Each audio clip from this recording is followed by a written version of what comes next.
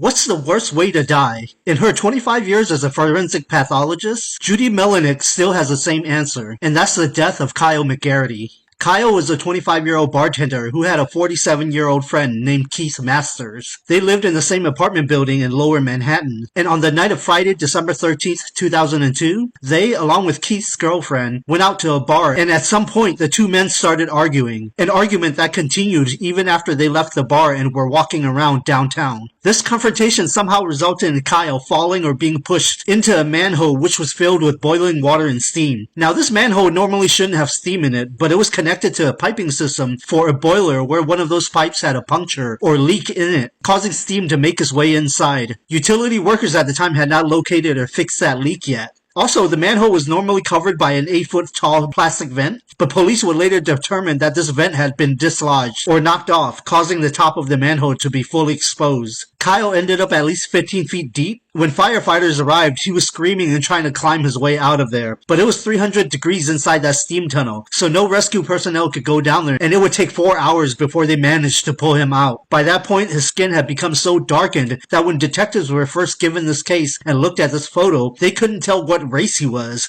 Kyle was Caucasian. His body temperature was 125 degrees, but Judy Melinek believes it was probably much higher, since thermometers don't even read higher than that. When Dr. Melinek first saw his remains, she thought he had been steamed like a lobster, since the outer layer of all of his skin had been peeled off. All of his internal organs had been literally cooked. And the worst part is, there were no signs that he hit his head or had any broken bones, meaning he was 100% alive and conscious, and felt every second of boiling to death. Keith Masters, who was taller and bigger than Kyle, maintained that they had a minor scuffle and it was just an accident, but multiple bystanders said that Keith was accusing Kyle of hitting on his girlfriend, that Keith was the aggressor beating the crap out of Kyle, that Kyle was begging for him to stop, and that Keith threw Kyle into the manhole. Based on these witness testimonies, prosecutors charged Keith with second-degree murder, although there doesn't appear to be any verifiable information online on where his criminal case ended up. During that 2-year period while Judy Melinek was a medical examiner for New York City, she said she had her worst nightmares after performing that autopsy on Kyle McGarity.